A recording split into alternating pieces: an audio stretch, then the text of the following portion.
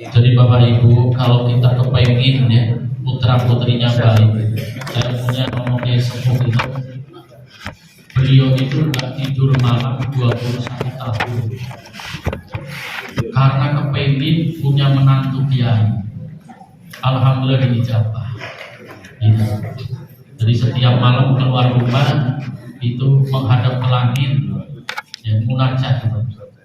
Jadi itu menghadap ke langit, kemudian mengucapkan tasbih Subhanal Malikus Sab'as Samawati wa Malikus Sab'al Ardi Nas'aluka ya Allah. Kemudian mengelilingi ya rumah kiai. Di zaman dulu dia yang diincar kembali bertasbih terus. Jadi artinya apa? Keinginan apapun itu perlu adanya prihatin. Nah kalau Mbah Hasyim Asy'ari itu ngijazahin begini. Coba kamu itu sholat hajat apa yang diminta, tapi 41 malam jangan putus walaupun 2 rakaat. Walaupun 2 rakaat.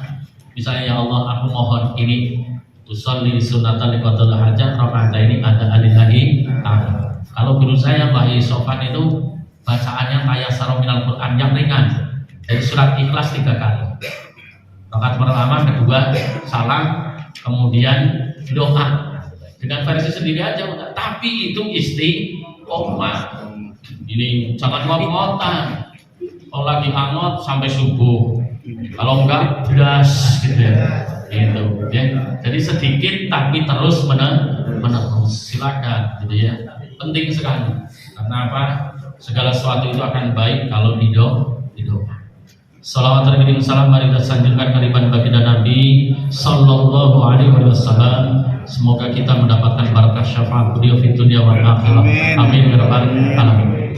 Perhatikan ini sebelum kita masuk materi, ada satu thariqah ya yang ringan tapi hakikatnya berat. Ya. Itu dikatakan saya ambil dari kitab Al-Mar'ati ila Ahliha ya. Itu tata krama seorang perempuan kepada keluarganya. Itu dinyatakan alamatul muflihati wal karomah. Tandanya perempuan yang muflihah, beruntung, karomah, memiliki kemuliaan. Kalau doa mustajab. Ini bukan perempuan yang rajin baca Quran, bukan perempuan yang rajin sholat malam, bukan perempuan yang rajin sholat duha, bukan. Nih, amalannya nih. Termasuk laki-laki juga. Satu, kalau kau pengen jadi orang yang ampuh mustajabah, dekat dengan Allah, walaupun qillatul ibadatu, hanya sedikit ibadahnya, maksudnya ada ul-fardhi, hanya memenuhi yang fardu saja, tapi ajib. Satu, watarkun dhofni, meninggalkan unek-unek.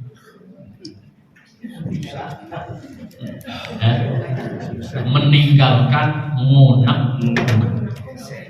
Ada orang sholat karena unek-unek, lucu gitu ya. Satu itu. Jadi suami jangan unek-unek ke istri. Jadi istri jangan unek-unek ke suami. Jadi orang tua jangan unek-unek ke anak. Jadi anak jangan unek-unek ke orang tua. Jadi tetangga jangan unek-unek ke tetangga. Sulit banget. Paham ya? Nanti sampai melewati bulan apa saja, keberadaan apa saja, insya Allah sukses. Kalau nggak munak. Paham? Satu. Kira-kira lulus apa lolos? Ya Allah, ada orang gitu ya. Kita ini seringnya udah puluhan tahun kerjanya unek-unek terus ini ya. Kadang-kadang lagi jogrok di teras gitu, kelihatannya lagi musuh, ternyata lagi unek. Ya maaf gitu ya. Makanya sering pada ubanan belum waktunya, tua belum saat, karena kebanyakan unek. Makanya ada doanya ini ya. Rabbana fir lana wa li ikhwanina alladziina sabaquna bil iman wa la taj'al fi qulubina ghillan lil ladziina aamanu. Nah itu kalau Mbah Kudo di Tegarrejo, kalau mau bati unek-unek itu suruh membaca doa itu tengah malam, segitu kan pasukan Badar 313, mending tidur. Dari Rabbana fir lana wa li ikhwanina alladziina sabaquna bil iman wa la taj'al fi qulubina ghillan lil ladziina amanu rabbana innaka ra'ufur rahim. Rabbana fir lana wa li ikhwanina alladziina sabaquna bil iman wa la taj'al fi qulubina ghillan lil ladziina amanu rabbana innaka ra'ufur rahim. Jadi kalau orang kebanyakan unek-unek, ini kelihatan jidatnya ngerut, nggak glowing, tahu di glowing. Nah ini pokok diobatilah, ya satu itu ya. Ini kadang-kadang saya sampai unek-unek sama yang nggak kelihatan gitu ya. Jadi unek-unek kok sama yang nggak kelihatan gitu ya, sama nasib. Berikutnya. Yang kedua, kalau kepengen karomah, kepengen mamunah, muflihah, nggak laki nggak perempuan, tarokun kita meninggalkan ngerasani jelek. Berat banget. Waktu saya ngaji Bidayatul Hidayah dikata, Mas Nur, kalau sanggup nggak ngerasani orang 41 hari, kamu jadi wali. Bisa nggak ngerasani orang siapapun 41 hari jadi wali. Saya yakin mukanya kelihatan.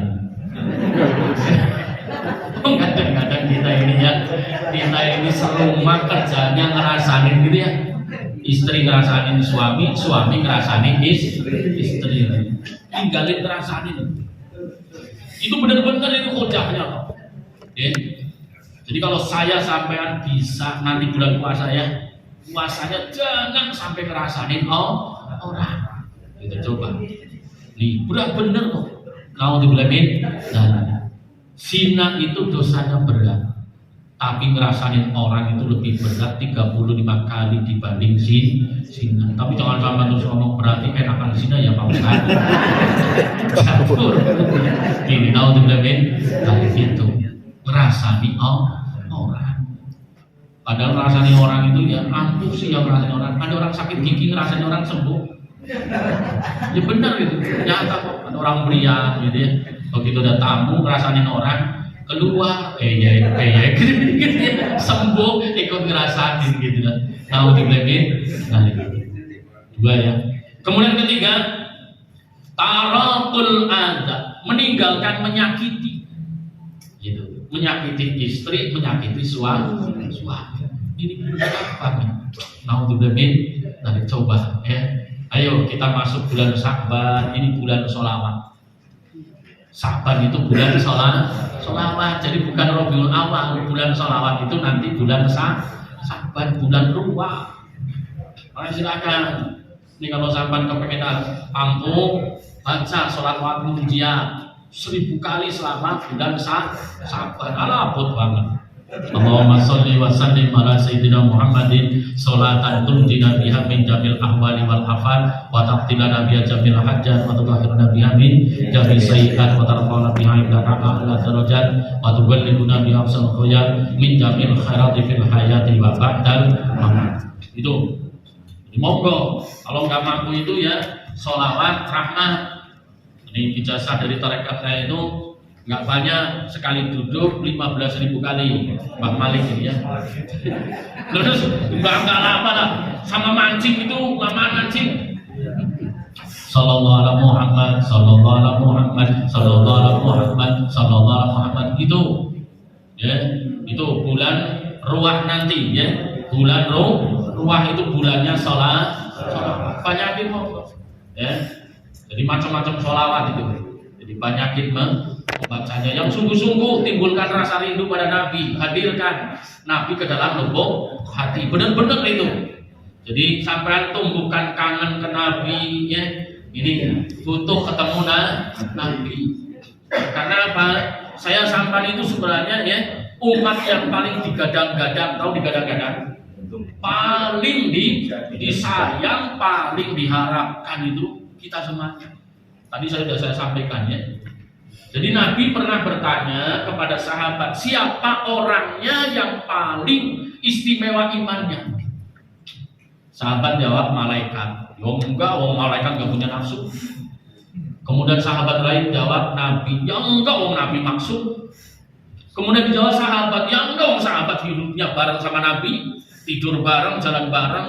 Kalau imannya enggak mantap ya enggak mungkin. Tabi'in enggak, tabi'in enggak. Durian Nabi, ya enggak, durian Nabi. Dijamin ternyata yang paling ajib orang maharta. Amin ya Rabbal. Pondok kacang gitu loh. Kenapa kata Nabi? Ya, karena orang pondok kacang nggak pernah melihat aku, nggak pernah ketemu aku, tapi yakin kepada aku. Paham? Makanya kalau misalnya nggak ada Habib, itu imannya bagus, nggak lucu keturunan Nabi. Paham ya? Ini supaya saya sampai itu menjadi percaya diri. Paham? Gitu. Subhanallah. Itu Nabi sendiri yang menyatakan. Ya, yaitu orang akhir zaman yang mereka nggak pernah ketemu aku. Ya, ini kadang-kadang malah anaknya tukang kuda lumping.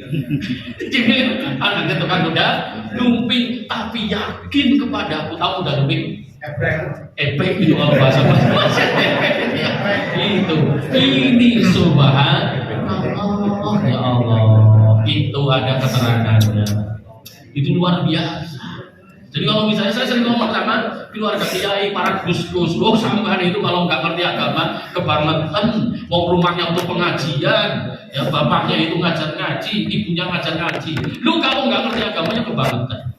Tapi kalau anaknya tukang main, lu kok bisa deres? Itu yang istimewa. Ini hujatnya Mbak Yai Bisri Mustafa Rembang pada saat ini. Memang demikian. Subhanallah. Ya. Jadi kembali lagi, itu meninggalkan menyakiti. Nah tiga ini Pak Bu, dimulai di rumah tangga dulu. Gitu. Yang pertama itu meninggalkan ngunek. Tuh, nanti bilang ya Pak belah dadaku. Aku nggak ngunek-ngunek. Nah ini penting ya. Ya kenapa? Lucu saya sampai ya, hidup udah puluhan tahun ya, bahkan keluar cucunya. Lu kok masih ngunek-ngunek kan kebangetan. Ya mati rasa namanya itu. Udah dibuang unek-uneknya ya. Udah pokoknya sama-sama terima. Gitu ya. Mas, sambat jelek, aku jelek. Itu aja gitu ya. Sambat bagus, akunya bagus. Pokoknya apa? 11, 12. Enggak usah saling unek. Gitu aja itu. Itu konsep bahagia dunia akhirat. Bahkan di situ nanti rumah kita ini dikunjungi malaikat terus-menerus. Kalau kita nggak pernah ngunek. Gitu. Kemudian yang kedua, ninggalin ngerasani jelek. Itu di rumah aja dulu, suami istri. Anak, mantu, mertua, besan jangan ya. Kemudian yang ketiga yaitu nyakiti. Nah kemudian amalan ya, amalan yang istimewa ini saya belain bapak-bapak, kasihan pada. Itu dikatakan nih, ya Fatimah, kata Nabi, la tuhaddits su'a. Kamu jangan ngomong jelek ya, su'a zauji kepada suamimu. Wa man tahazzasa, kalau ada perempuan ngomong jelek kepada suaminya, fahuwa, sesungguhnya istri itu yubla balaan syadida, mendapat musibah sangat besar. Nah musibahnya apa? Perhatikan di sini supaya ngerti musibah. Jadi kalau sakit itu bukan musibah, karena sakit itu takfirud dzunub, penghapus dosa, tarfa'u darajat, pengangkat derajat. Itu Tufatihu awabul khair, pembuka pintu-pintu kebaikan kalau sakit. Jadi adabnya itu ya, badannya sehat tapi sholatnya itu nggak bisa khusyuk. Itu adab. Bahkan melakukan maksiat nggak berasa. Habis pengajian mukanya nongol, bus kayak gitu. Lu habis ngaji kok muslimat mukanya ditongolin, disebarin kemana-mana. Kuntilanak aja ngumpet, kuntilanak padahal itu loh. Lu ini muslimah kok malah ditongolin, diperlihatkan ke seluruh antero dunia. Ini sebenarnya yang on siapa?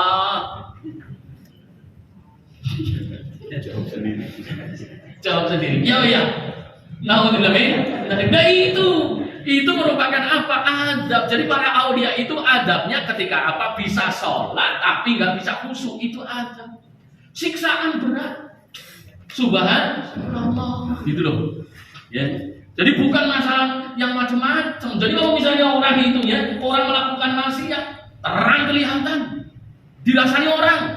Oh, orang mau mabuk. Oh, gini-gini. Dirasani orang sekomplek, bisa menjadi penebus daripada maksiat. Ini kalau orang itu sholat, badannya dilihatnya, oh orang itu baik banget sholat, tapi hatinya kok pulang kampung. Itu mengkhianati Allah. Kenapa? Karena di dalam kitab Nasaihud dia dikatakan, bahwasanya apa? A'la darajati taqwa wa hiya taqwallahu fi sirri. Jadi ketinggian takwa seseorang adalah pada saat dia itu takwa kepada Allah dalam kondisi tidak dilihat siapa. Itu ada di Nasaihul Ibad, Nasaihul Diniyah, ya, Ihya'ul Ulumuddin, para ulama menyatakan demikian. Jadi takwa yang sebenarnya ketika saya sampai nggak dilihat siapa-siapa, tetap taat kepada Allah. Subhanallah. Aduh, kalau saya sampai masih makomnya, ala kaleng-kaleng, berantem, ada tetangga lewat, berhenti, ada tetangga gak enak.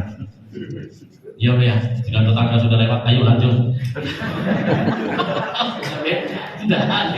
Itu kan pengkhianat luar biasa ya.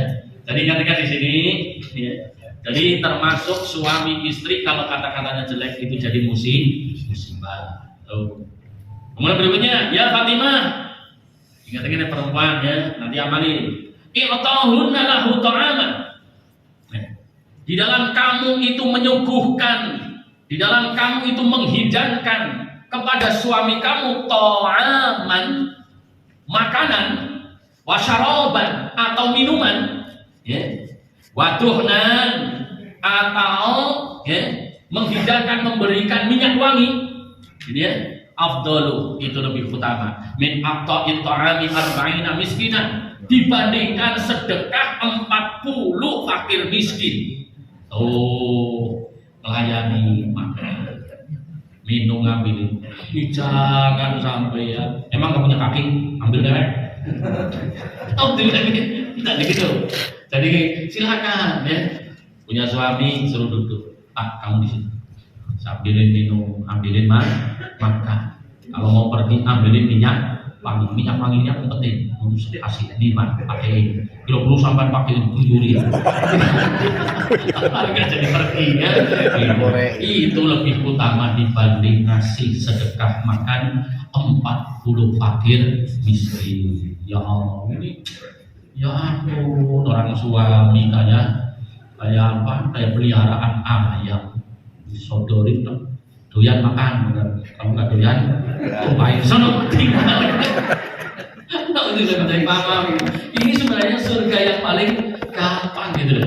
Lebih lanjut ini, dikatakan itu sedekah kayak gitu, dikatakan arba'ina miskinan min kulli yaumin wa lailatin, seperti orang yang sedekah makanan 40 fakir miskin siang malam. Kemudian walusuha ila zauji, kalau ada perempuan mengenakan pakaian nih nganggo kayak kelambi kanggo bojone, mengenakan pakaian untuk suaminya gitu loh.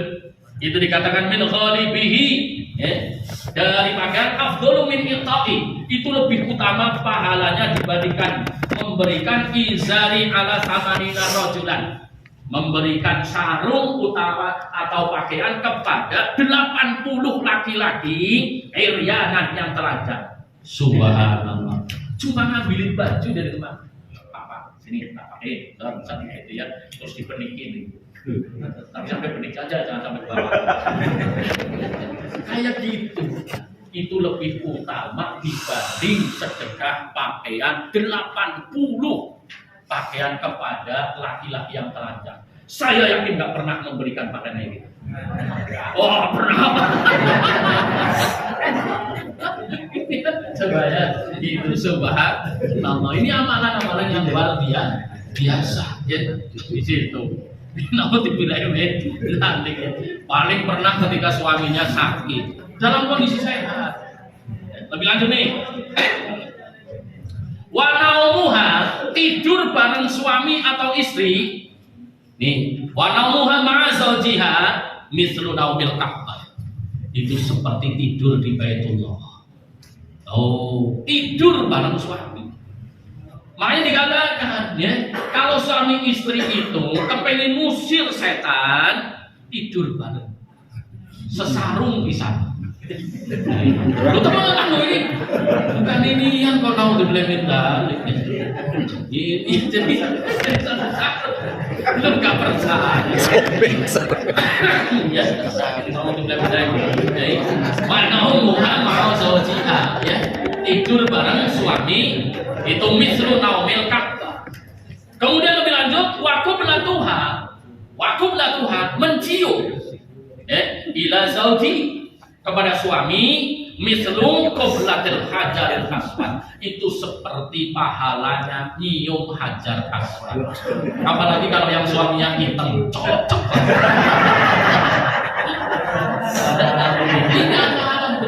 Subhanallah. Ini bukan kata-kata yang main-main, benar-benar. Ya, subhanallah itu ya. Nah, kalau yang janda ya nyari. Kalau duda ya nyari. Pasti taruha ya, bersenang-senang lahu ya dengan suami atau istri. Misalnya sampan itu bersenang-senang main lato-lato bareng. Ini apa?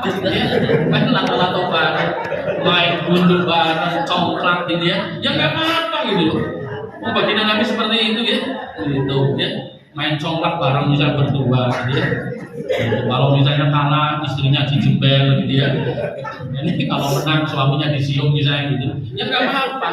Ya, gitu. Itu dikatakan afdalu min sholatil arba'ina, lebih utama dibandingkan sholat sunnah ya 40 rakaat. Makanya jangan sampai suami istri kok kayak story, kayak salon dua kalau dihadapin story. Ya, paham? Itu bikin masalah. Ya. Itu stres namanya.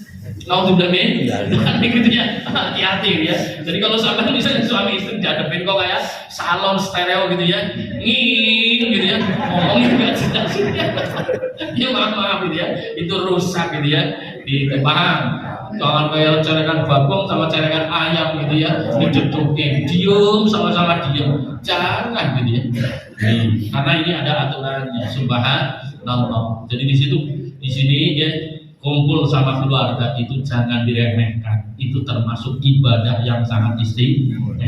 Nah, silahkan ya main lato-lato bareng nggak apa-apa, yang main congklak bareng nggak apa-apa ini karena dalilnya jelas. Kemudian wahusluha, nah ini yang jarang nih.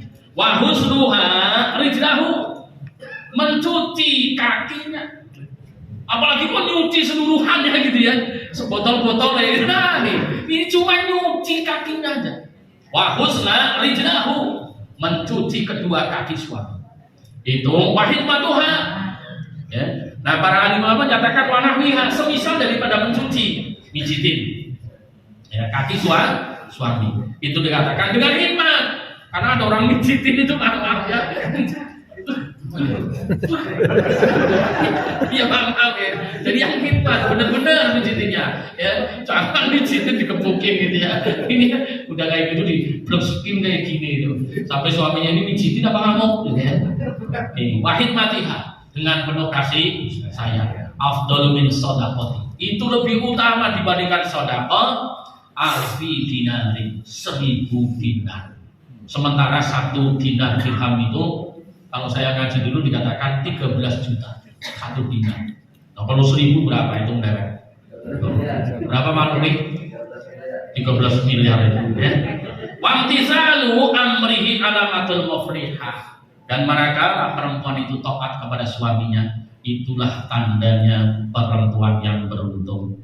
Wa alamatul ahlul jannah, dan tandanya perempuan ahli surga itu.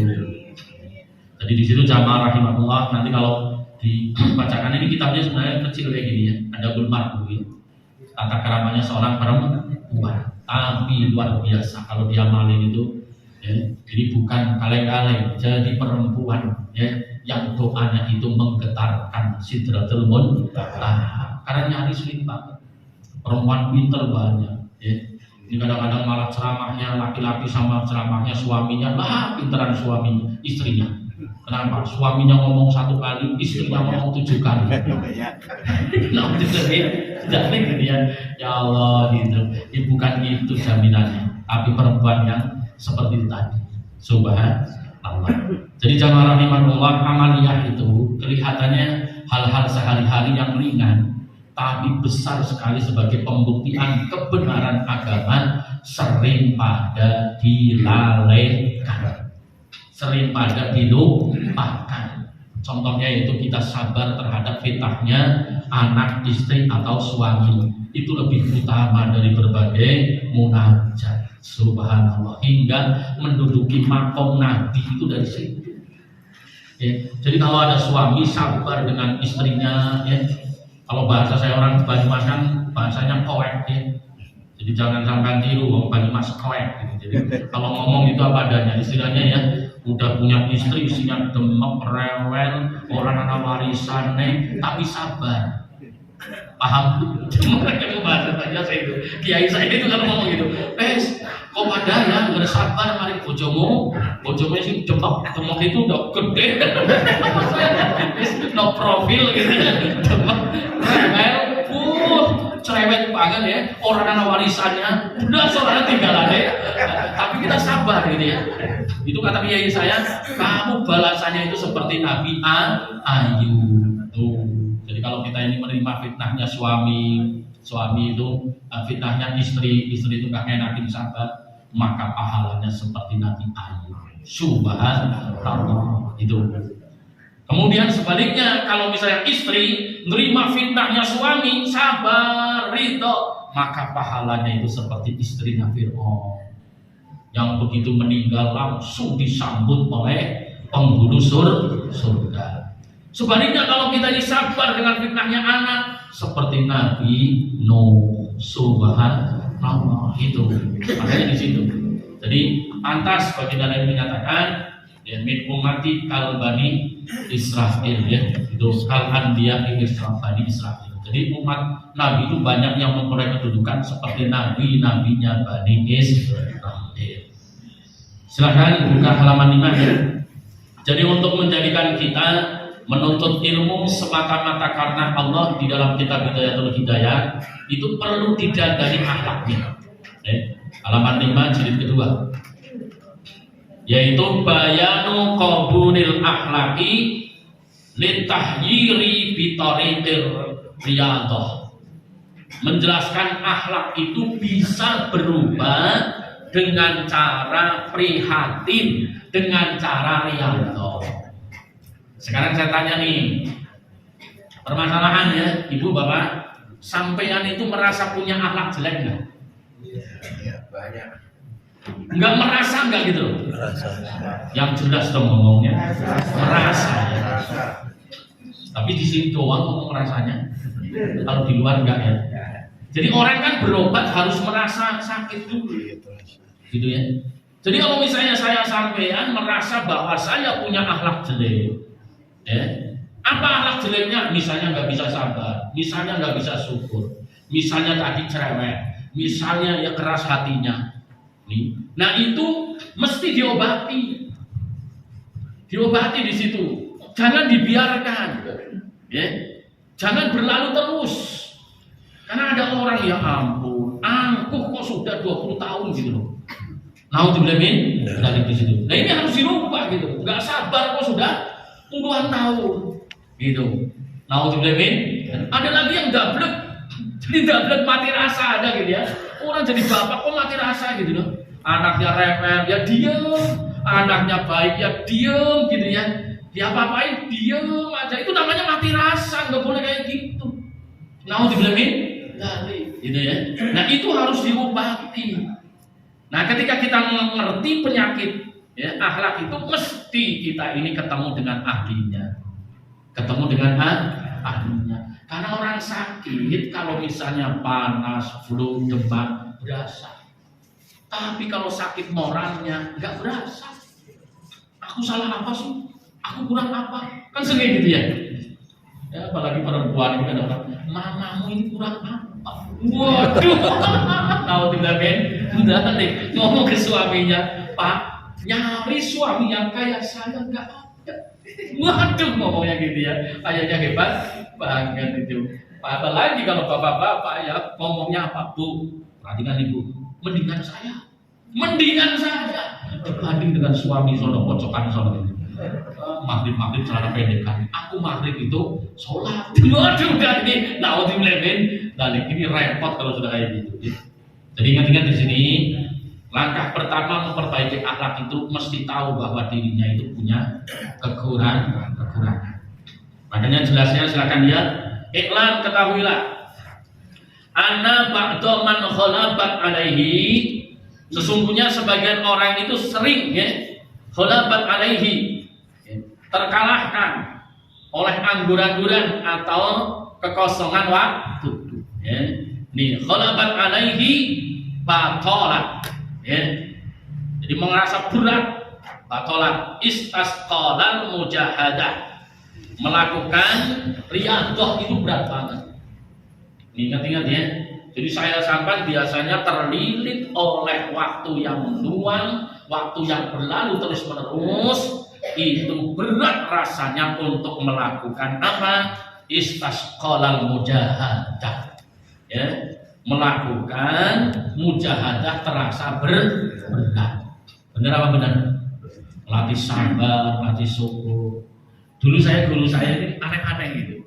Saya dilatih sabar itu, jadi turun dari kamar mandi, turun dari tempat tidur menuju ke kamar mandi suruh dihitung langkahnya biar sama. Tuh bibi nanti mandi begitu keluar suruh sama. Kalau belum sama berarti belum istiqomah katanya. Aduh, kacau banget. Ada kiai saya ngajarin kayak gitu ada. Itu ada yang kayak gitu. Ya. Ada lagi yang suruh diam. Jadi 40 hari kamu latihan diam. Panggilan apa-apa kamu cuma bertasbih. Sama ngucapin ya istirja atau ngucapin di situ ya pujian kepada Allah seperti Masya Allah ya. Enggak boleh komentar. Itu pelajaran tarekat seperti itu. Jadi tanpa amal itu enggak akan bisa. Harus latihan. Ya, seperti misalnya saya ini jangan sampai ngomel. Itu dijaga betul-betul. Jangan sampai. Saya jangan sampai ya gondok. Itu dijaga betul-betul latihan sehari, 2 hari, 3 hari, 4 hari. Gitu. Sebelum melakukan itu, tata dulu hatinya, kemudian temui orang yang suka nyebelin. Temuin gitu, sampai duduk dengan orang yang nyebelin, kemudian sampai latih di situ. Untuk tidak sakit hati, untuk lega, untuk mau mendengarkan, untuk mau simpati. Kan berat banget. Latihannya seperti itu. Paham ya? Tapi kalau sampai itu kerjaannya enggak dikerjain. Paham ya? Harus latihan. Jadi haruslah latihan. Kenapa? Kulla syai'in birriyadhah. Segala sesuatu itu perlu pemeliharaan. Perlu latihan. Nah, terutama di situ ngelatih hati. Jangan sampai komentar hati. Jangan sampai komentar gitu ya. Ini hati ini jangan sampai isi komentar wah orang itu, wah itu jangan sampai. Hatinya cuma isinya itu Allah. Jadi lihat di situ lebih lanjut. Wal istighala bi tazkiyah. Melatih menyibukkan diri untuk mensucikan hati. Wal istighala bi tazkiyatin nafsi.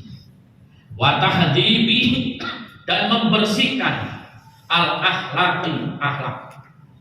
Falam tasmahu sehingga hatinya tidak mau toleran nafsuhu ya. Falam tasmahu nafsuhu sehingga tidak mau toleran ya hatinya bi ayyakuna dzalika ya.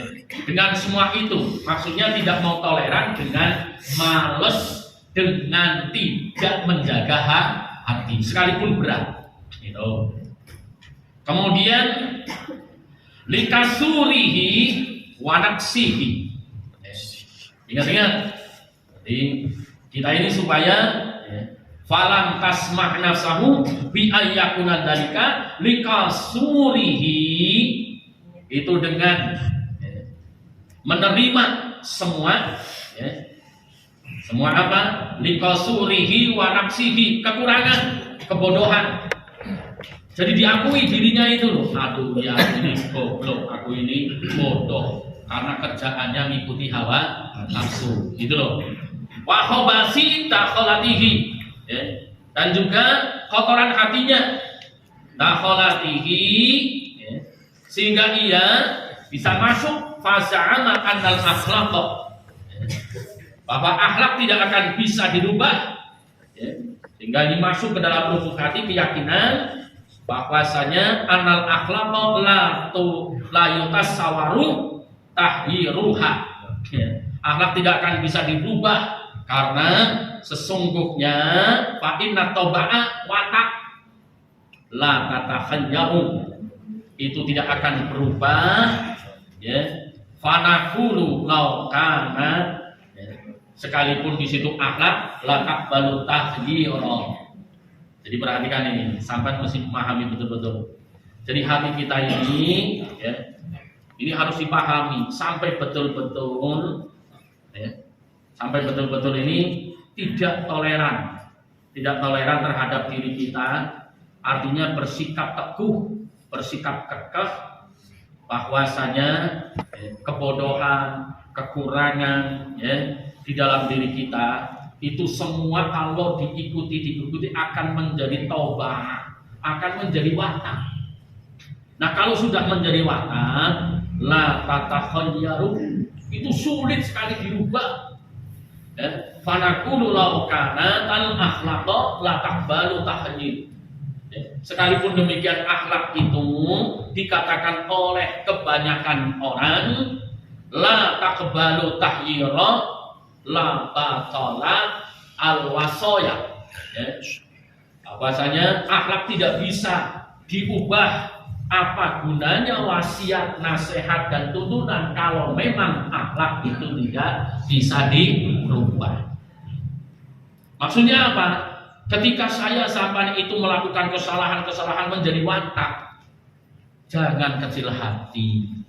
Sekalipun orang itu bilang udah watak, kan modal ya kayak gue, misalnya ya sudah watak sampai mati ya kayak gitu, jangan saya sampai percaya. Kenapa demikian? Karena di sini dinyatakan oleh baginda Nabi Sallallahu Alaihi Wasallam, bahkan Quran menyatakan qad aflaha man zakkaha wa qad khaba man dassaha. Itu kita akan beruntung walaupun kita tadinya ndablek, walaupun kita ini tadinya jelek, kalau mau mensucikan jiwa, mau prihatin, mau latihan, gitu loh, paham? Tapi hati-hati kalau kita ini misalnya sudah merasa bersih nggak mau latihan, hati-hati karena orang yang berakhlak mulia pasti diberi karomah. Ingat-ingat itu, pasti. Gitu. Jadi Nabi diberi mukjizat. Wa ayyatakal anbiya'i bil mukjizat. Wa ayyatakal karamati. Ini para auliya diberikan kekuatan karomah para wali. Diberikan maunah orang-orang soleh. Itu dengan sendirinya. Artinya apa? Sampai sini sampai paham. Jadi kalau orang soleh benar-benar, solihah benar-benar, pasti terlihat secara dohir keistimewaan. Ada keistimewaan tersendiri dibandingkan orang-orang lain. Itu ada yang dohir, entah bisa jadi dia kerjaannya biasa-biasa saja, tapi hidupnya itu penuh dengan keberkahan. Itu. Tapi sebaliknya orang yang maksiat, orang yang tidak jaga eksistensi daripada akhlaknya, itu akan kelihatan kenistaannya, kerusakannya. Sekalipun dia itu melimpah hartanya biasanya, tapi hidupnya berantakan. Itu seperti itu dengan sendirinya udah. Ya, sekalipun bagaimanapun dia itu mengalami kerusakan. Nauzubillah min dzalik. Kenapa? Karena di dalam agama berlaku teori yang itu sejalan dengan akal. Di antaranya yaitu teori sebab akibat. Itu tidak bisa dipungkiri. Fama ya'mal misqala dzarratin khairan yara wa ma ya'mal misqala dzarratin syarran yara. Pahami betul-betul. Makanya ketika saya sampai mendapati aku kok hidup kayak gini amat ya. Ini penuh kesono kebentur, kesini kebentur, pasti ada yang salah. Ketika saya misalnya hidup sampai hidup tuh, kok anakku nggak mau sholat, anakku mau istriku ini nggak mau ngaji, pasti ada yang salah. Loh, aku kok emosian, aku kok selalu berantem 3 hari tanpa berantem, ya, pasti ada yang salah. Nah sekarang saya sampai mau terima kayak gitu enggak? Kalau sampai misalnya ngomong, aku salah apa? Loh, malaikat itu kepengen jotos. Malaikat kepengen nampol. Paham ini ya? Nah, pasti semuanya kan punya masalah gitu kan? Silakan. Nah, begitu misalnya sampai mendapati kayak gitu, cobalah menghadap ke kiblat dengan sungguh-sungguh. Setidaknya ucapkan La ilaha illa anta subhanaka inni kuntu minadh dhalimin. Nah, yang jadi permasalahan ini bahasa ini bahasa para ahli thariqah. Intibah.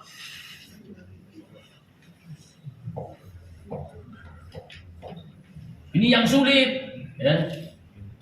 Intibah, yaitu sadar, ya. Sadar diri dia. Ini kan sulit banget ya. Terbangun dari kelalaian itu sulit banget.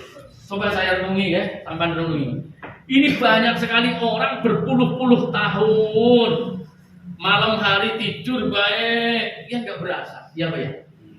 Berpuluh-puluh tahun bahkan di situ nggak sabar, nggak syukur, kerjaannya marah, kerjaannya itu gondok, nggak berasa, ya Pak ya. Bahkan berlalu hanya gitu-gitu baik. Mau dibilang dari coba disadari gitu, ya. Kalimat intibah ini kita sadar dari rasa lupa, sadar daripada ya, merasa amin min makrillah, merasa aman dari azabnya Allah subhanallah di sini. Bahkan ada yang biasa-biasa baik, punya keluarga itu ya, tidak taat, tidak ibadah, tidak ngaji, bahkan tidak bisa baca Quran. Aduh, ini santai aja gitu loh. Gak ada prihatinnya. Coba. Ya jangan sampai terus diomongin kayak gitu, judek jangan. Kalau nggak bisa memecahkan, silahkan datang ke ahlinya. Tanya bagaimana caranya. Pasti ada jalannya. Paham ini ya? Ini jangan sampai kita ini orang dablek gitu loh. Paham dablek? Itu naudzubillah min dzalika Allah. Ini ya. Kalau bahasa saya orang Banyumas kayak kedehe. Ngerti kedehe? Kedehe tau gak kedehe? Kedehe yang itu dipelihara bocah itu taruh di beras itu loh, kedehe. Ini apa sih namanya itu? Kalau bahasa sininya apa panauli kedehe itu yang suka nempel di pohon gitu ya. Apa? Jadi kalau jalannya udah terang gitu ya. Ya ampun, kalau kayak saya bilang bocah mau yang kedehe gitu ya. Kedehe. Nah, aku dibilangin, kalau sudah makan nyungkur gitu ya. Ya ampun gitu ya. Jadi badannya kecil kayak gitu, anu nang dendar ya. Jadi kembali lagi di situ ya. Kembali ke kitabnya. Walama qala Rasulullah sallallahu alaihi wasallam, dan kenapa baginda Rasul sallallahu alaihi wasallam bersabda hasinu akhlaqakum, ya, perbaikilah akhlak kalian. Ini artinya apa? Akhlak bisa dirubah. Paham? Akhlak bisa dirubah. Nih, contohnya siapa? Sahabat Nabi itu banyak yang tadinya preman, tapi jadi orang soleh karena dididik dan ikuti didikan. Itu yang jadi permasalahan itu. Ya, subhanallah. Kemudian berikutnya, wa kaifa, bagaimana yungkaru, ya, bisa tidak mungkin akhlak manusia dirubah, ya. Wa kaifa yungkaru hadza fi haqqal adami wa tahyiru, Bagaimana mungkin saya sampai itu mengingkari kalau akhlak itu nggak bisa dirubah, sementara baginda Nabi menyatakan hasinu akhlaqahum, perbaiki akhlakmu. Gitu. Di sini wa tahyiru khuluqil bahimah, akhlak yang tercela mungkinu idyunqalul basi. Itu padahal dikatakan di situ khuluqil bahimah, akhlak yang jelek semisal akhlak binatang saja. Binatang nih, kalau pada punya binatang peliharaan ya, ini itu aja bisa dirubah, bisa dilatih kan gitu ya. Anjing bisa disuruh itu, suruh jalan, suruh duduk, suruh menggonggong, itu aja bisa. Bagaimana mungkin saya sampean sebagai ciptaan Allah yang paling sempurna kok nggak bisa? Naudzubillah. Paham ya di sini ya? Jadi khuluqil bahimati mungkinu, bahwa akhlak binatang saja mampu mungkinu dirubah ilyum qalul basi minal istihashi, ya seperti di situ contoh ya, ilyum qalul basi minal istihashi ilal unsi wal faras, ya seperti misalnya elang, kemudian yang tadinya liar itu bisa dilatih menjadi jinak, termasuk juga dikatakan ya, misalnya wal farasu, kuda ya, minal istihasi ila unsi, itu yang tadinya kuda misalnya liar juga menjadi penurut terhadap manusia. Semua itu jamaah rahimakumullah minal jamahi ila salat sati wal inqiyadi, itu semuanya hakikinya ya, merupakan proses daripada perubahan akhlak manusia, pasti bisa. Wa kullu dzalika tahyirun lil akhlaqi wal qauli, semua itu bentuk perubahan akhlak atau perilaku. Wal qaulu al-kashifu lil khita'i, ya, jadi perkataan, pembicaraan, keterangan yang bisa menguak semua itu adalah al-kashifu lil khita'i an dalika an takula al-maujatu munqasimatun. Di situ adalah nggak usah jauh-jauh, kita lihat alam semesta aja ya. Alam semesta seperti pohon, sama bisa lihat pohon ketika tidak diurus maka gersang, maka kurus, maka tidak subur. Tapi ketika kita pegang, kemudian kita perhatikan betul-betul, kita lihat perkembangannya dengan sesuai aturan, cara menanam, cara memeliharanya, ternyata sekalipun di tempat gersang bisa tumbuh dengan subur. Itu yang dikatakan di sini, kita melihat keberadaan dari alam semesta. Bagaimana manusia? Subhanallah. Tapi latihannya luar biasa. Apalagi yang kelasnya itu Allahumma wanqotiyah. Kalau yang kelasnya itu sudah Allahumma wanqotiyah. Tahu wanqotiyah? Wanqotiyah itu sudah double kelas super. Wanqotiyah. Naudzubillah min dzalik ya. Jadi di sini kalau nggak di sini ya. Wa ila mawujida, di situ kasifulil khita'i an dalika an takulal mawjudat munqasimatun ila ma la madkhala li adami wa ikhtiyarihi fi aslihi wa kasrihi kasama'i wal kawakibi wal a'dha'il badani dakhilan wa kharijan wa sa'irin ajza'il hayawanati. Wabil jumlati kullu ma huwa hasilun kamilun wa qa'al fara'u min wujudihi wa kamali. Apalagi wa ila makhluk, selanjutnya ya, wa ila ma wujida wujudan, makhluk terbagi juga menjadi hal-hal yang wujud nakisah, dalam keadaan tidak sempurna, nakisah. Wa wuji'ala fihi, yang sempurna, yang tidak sempurna dan memiliki potensi. Wa ju'ila fihi quwwatun liqabilil kamali, keadaan yang tidak sempurna dan memiliki potensi menjadi sempurna ya. Di sini liqabilil kamali ba'da, itu setelahnya ya. Setelahnya apa? An-wujida syartuhu, memenuhi aturan syarat-syarat tertentu. Gitu. Wasyartuhu qad yartabitu bi ikhtiyari abdi. Jika memenuhi syarat-syaratnya, syarat kesempurnaan itu, ya, dikatakan di sini wasyartuhu qad yartabitu bi ikhtiyari. Syarat kesempurnaan itu terkadang tergantung dari ikhtiarnya, usahanya, upayanya. Wal abdi ikhtiaril abdi, seorang hamba. Fa innan nawata laisat bitufahid. Kemudian selanjutnya dikatakan sungguh sebuah biji itu tidak bisa disebut buah apel, ya. Itu dikatakan fa innan nawata laisat bitufahi wala nahli ila annaha khuliqat.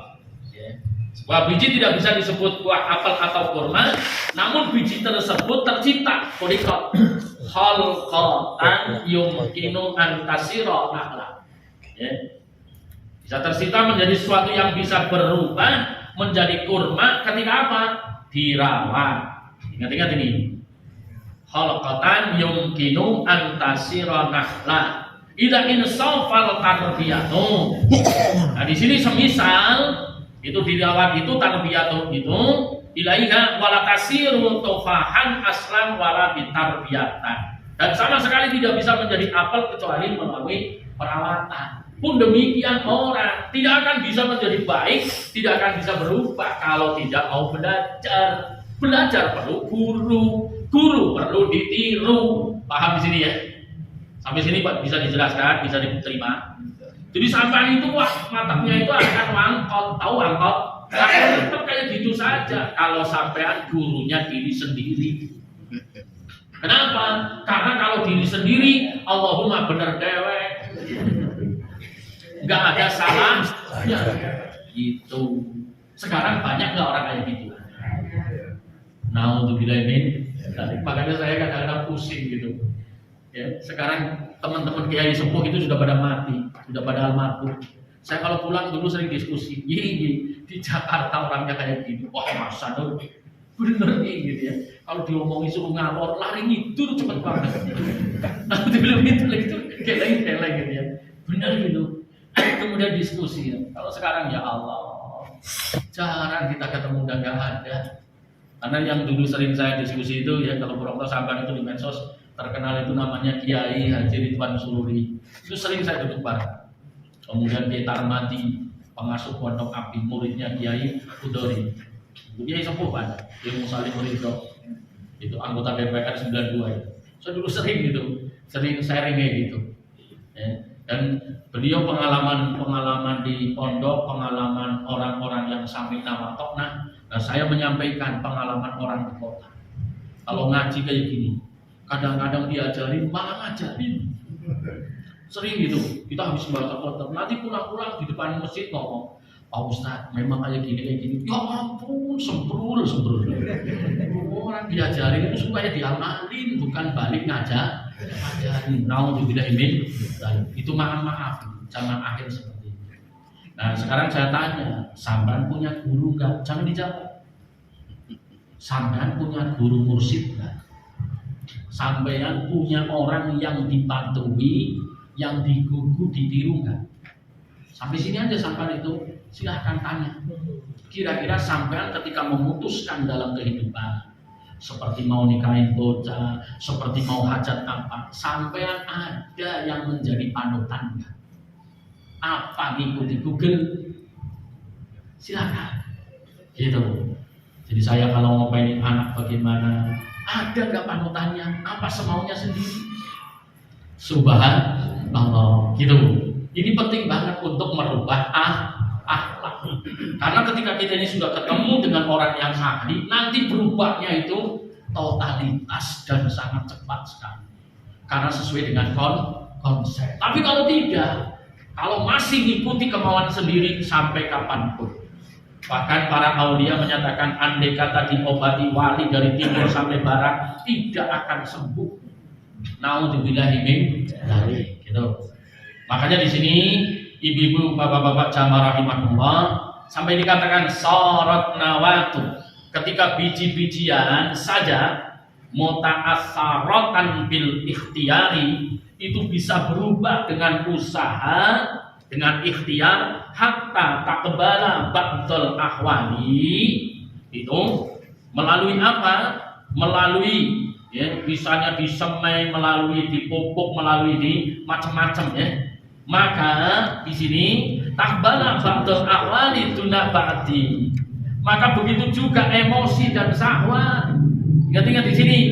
Maka dari kalau ghadabu wa syahwat, maka marah, kemudian hawa nafsu, lau aradna qam'ahuma, manakala kita ini mau mencegahnya, ya.